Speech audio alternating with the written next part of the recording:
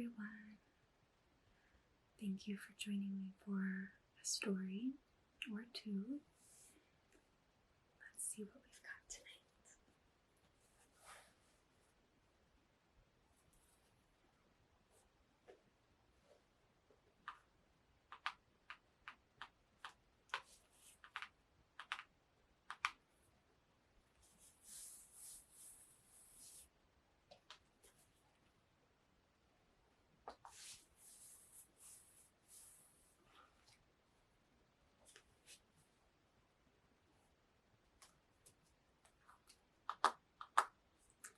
Someone had requested Corduroy,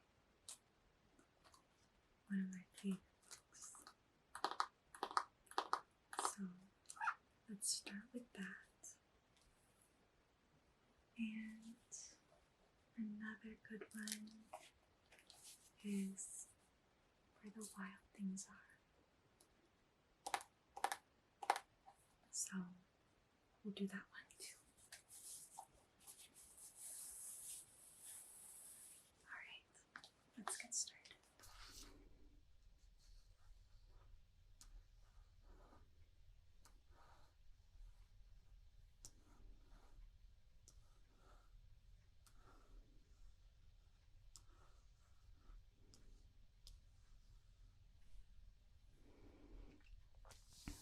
Corduroy by Don Freeman.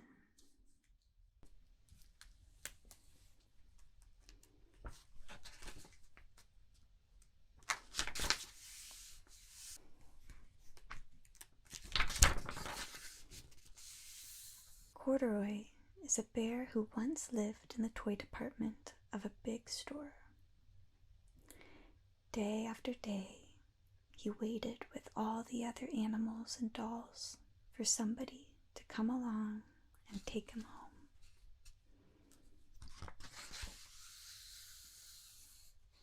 The store was always filled with shoppers buying all sorts of things, but no one ever seemed to want a small bear in green overalls. Then, one morning, a little girl stopped and looked straight into Corduroy's bright eyes. "Oh, Mommy," she said, "look, there is the very bear I've always wanted." "Not today, dear," her mother sighed. "I've spent too much already. Besides, he doesn't look new. He's lost the button to one of his shoulder straps."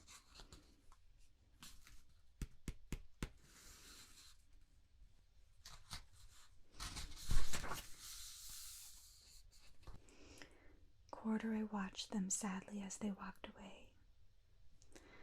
"I didn't know I'd lost a button," he said to himself.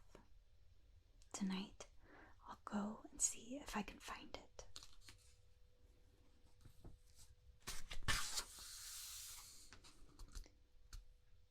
Late that evening, when all the shoppers had gone and the doors were locked and shut, Corduroy climbed carefully down from his shelf and began searching everywhere on the floor for his lost button.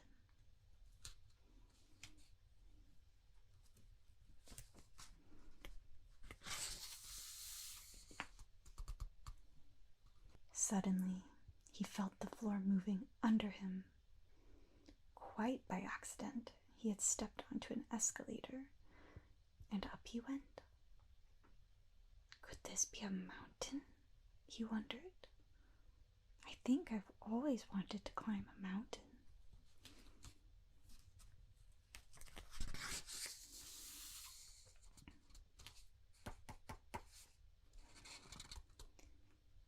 He stepped off the escalator as it reached the next floor.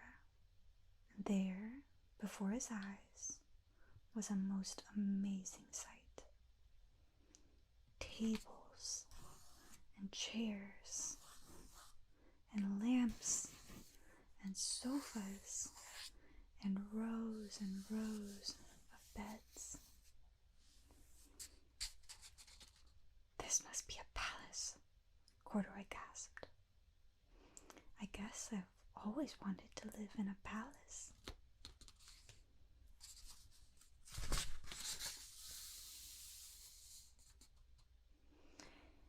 He wandered around, admiring the furniture. This must be a bed, he said. I've always wanted to sleep in a bed. And up he crawled onto a large, thick mattress. All at once, he saw something small and round. Why, here's my button, he cried. And he tried to pick it up. But, like all the other buttons on the mattress, it was tied down tight.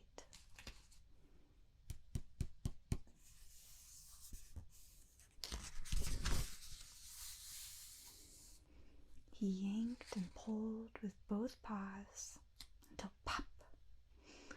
Off came the button, and off the mattress Corduroy toppled. Bang! Into a tall floor lamp. Over it fell with a crash.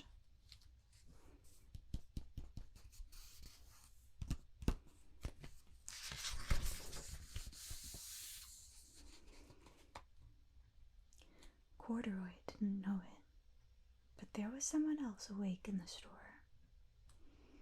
The night watchman was going his rounds on the floor above. When he heard the crash, he came dashing down the escalator. Now who in the world did that? He exclaimed. Somebody must be hiding around here.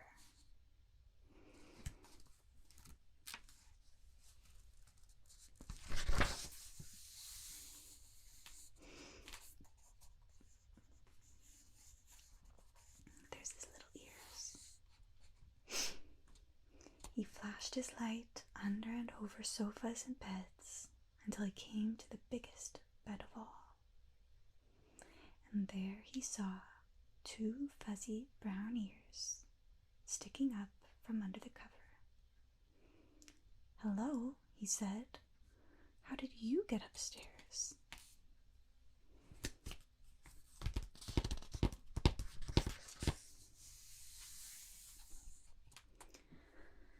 The watchman tucked Corduroy under his arm and carried him down the escalator and set him on the shelf in the toy department with the other animals and dolls.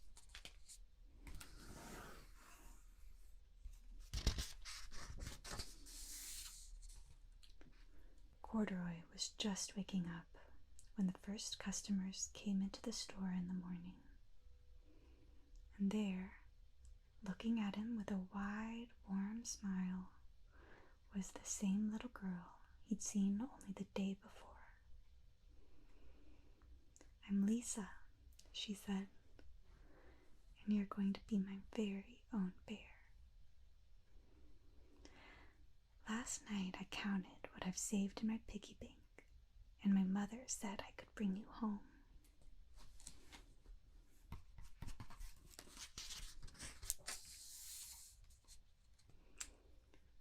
Shall I put him in a box for you?" the sales lady asked. "Oh, no, thank you," Lisa answered, and she carried Corduroy home in her arms. She ran all the way up 4 flights of stairs into her family's apartment and straight to her own room.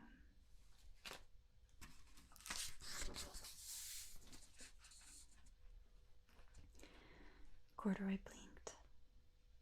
There was a chair and a chest of drawers, and alongside a girl-sized bed stood a little bed, just the right size for him.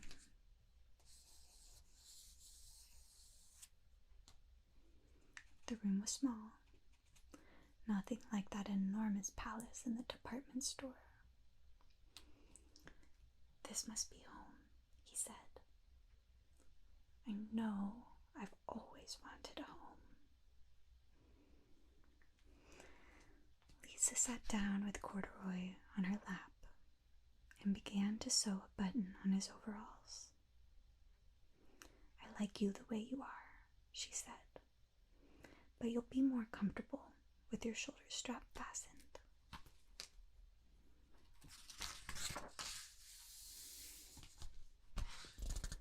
"You must be a friend," said Corduroy. "I've always wanted a friend." "Me too," said Lisa, and gave him a big hug.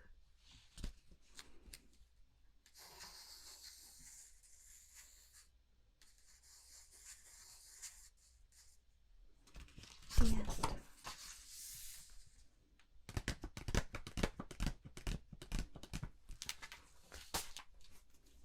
I hope you enjoyed that.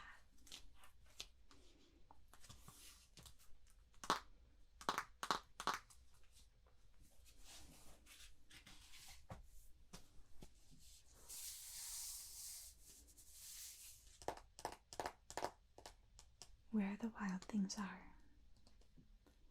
Story and pictures by Maurice Sendak.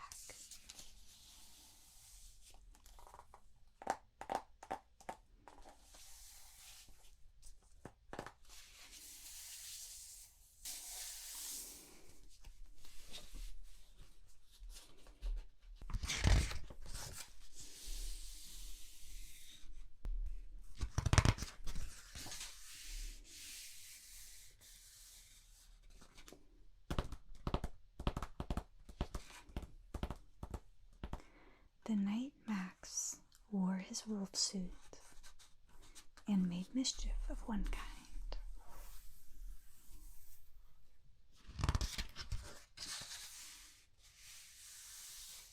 and another,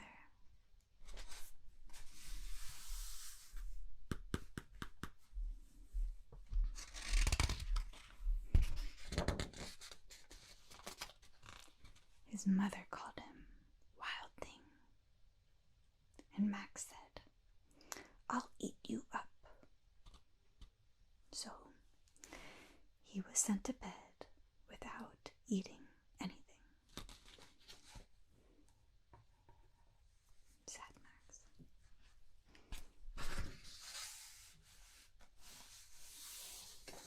That very night, in Max's room, a forest grew.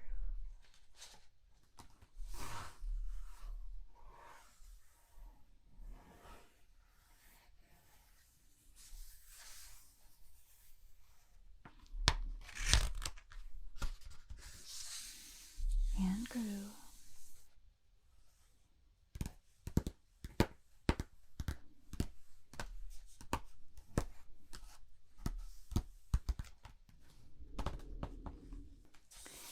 And grew until his ceiling hung with vines, and the walls became the world all around him.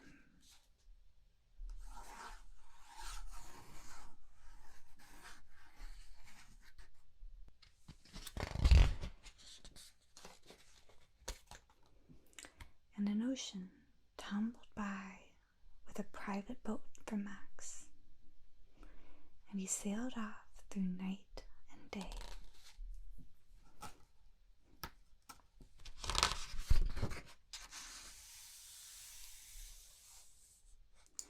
And in and out of weeks and almost over a year to where the wild things are.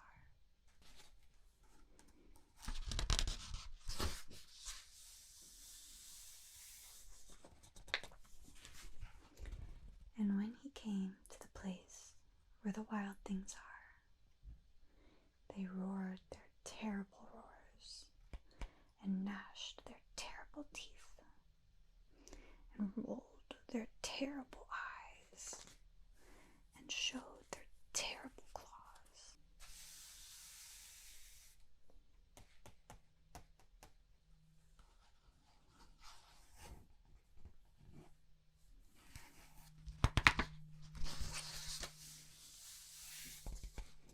Until Max said, "Be still," and tamed them with the magic trick of staring into their yellow eyes without blinking once. And they were frightened and called him the most wild thing of all.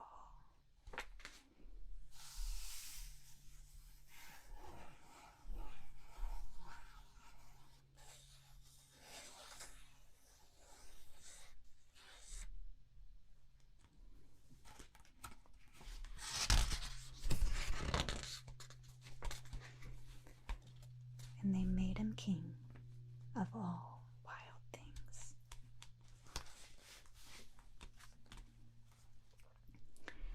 And now, cried Max, let the wild rumpus start.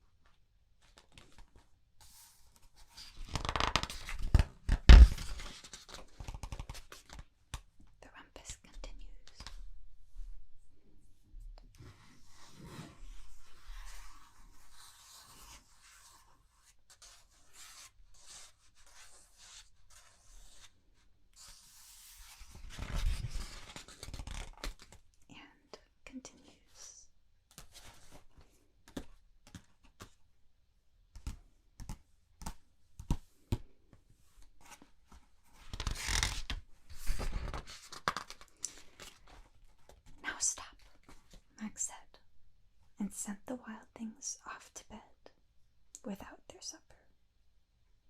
And Max, the king of all wild things, was lonely and wanted to be where someone loved him best of all.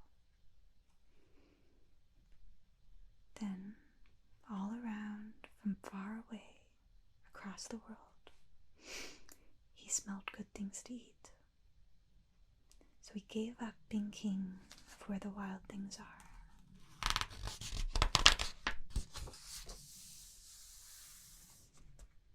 But the wild things cried, "Oh, please don't go. We'll eat you up. We love you so." And Max said, "No."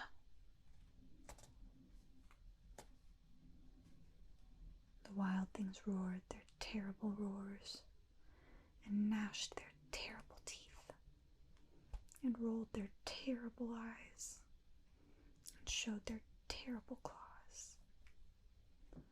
But Max stepped into his private boat and waved goodbye.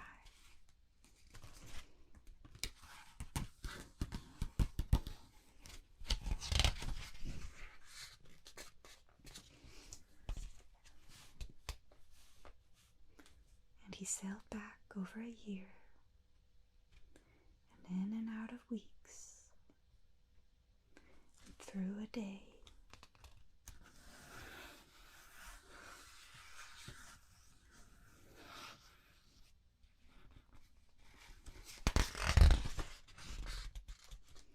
And into the night of his very own room, where he found his supper waiting for him.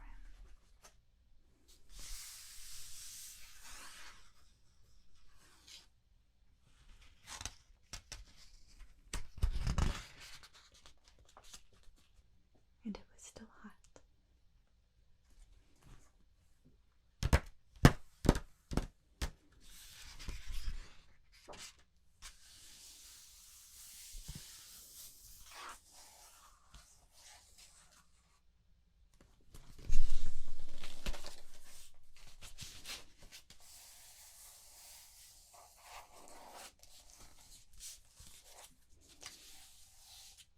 Hope you enjoyed that book too. We might have time for one more book, so let's see if we can get through this one. Hug Time by Patrick McDonald. It starts with a hug to-do list. Family, like doozy. Friends, like Mooch, Noodles, and Hurl, neighbors like birds and butterflies, trees, of course, all of the animals, especially the endangered ones, the earth, but remember to be careful, it's fragile. From pole to pole, from sea to sea, from whale to tree to chimpanzee, join Jules on his discovery of how perfect and simple love can be. There once was a kitten so filled with love, he wanted to give the whole world a hug.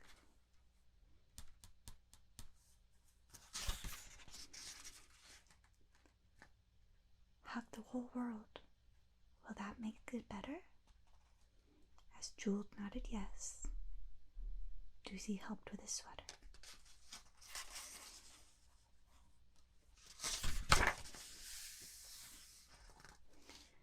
There was no one this kitten wanted to miss, so he made and checked twice a hug to-do list.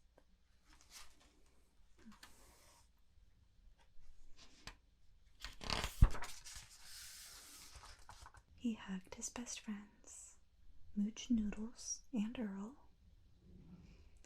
a butterfly, buttercups, a little gray squirrel.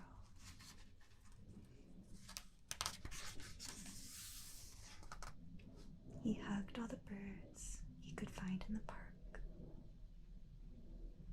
So many to hug before it got dark.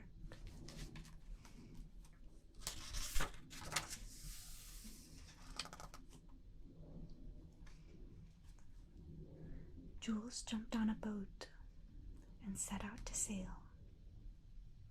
And soon he spotted a big blue tail.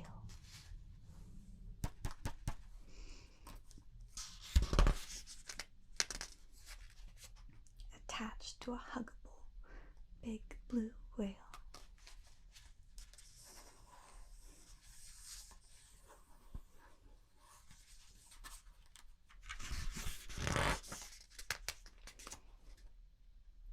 The boat docked in Africa, and Jules kissed the ground.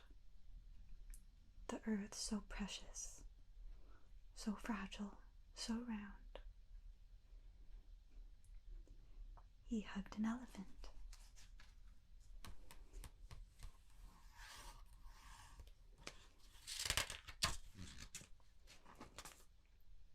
And a chimpanzee.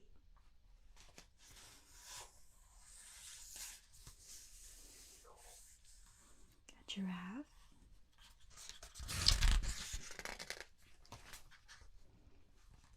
A hippo.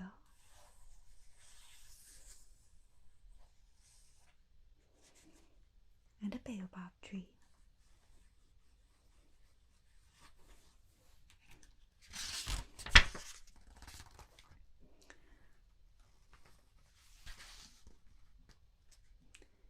Exploring the rainforest by foot and canoe, Jules discovered a species brand new.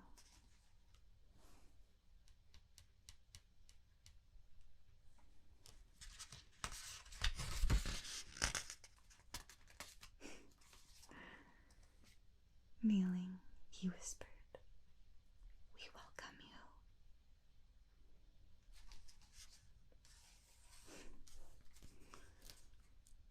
Off to India, with its tigers so few, finding one is hard to do.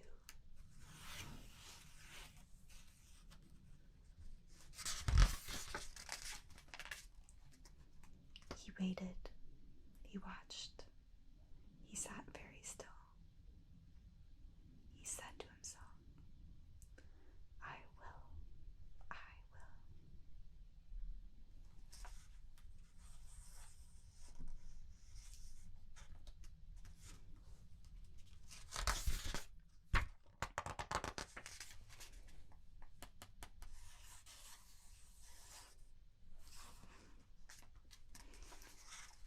Traveling on, he hugged anew. A panda, a peacock, a petite pidou.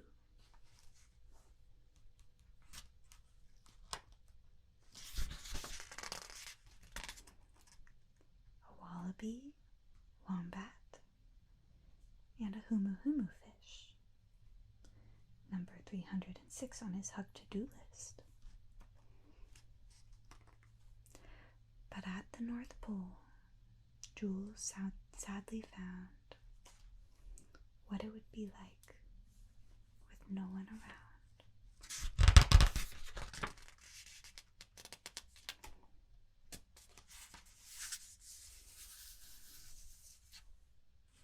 Jules is crying in this one.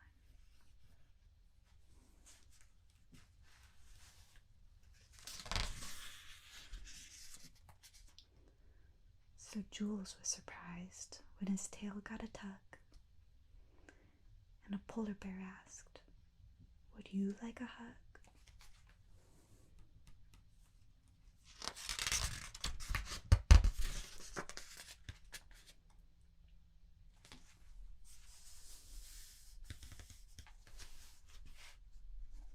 They're hugging.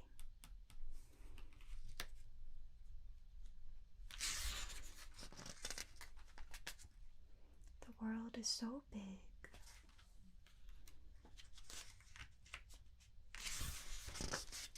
And yet so small. It's time that we embrace it all.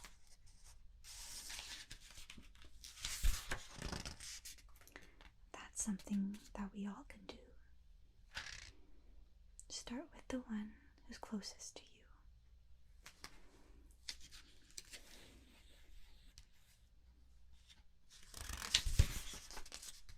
Hug time.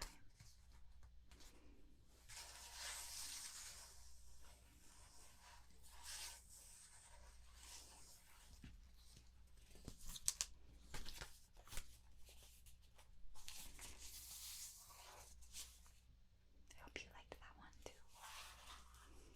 Thank you so much for joining me.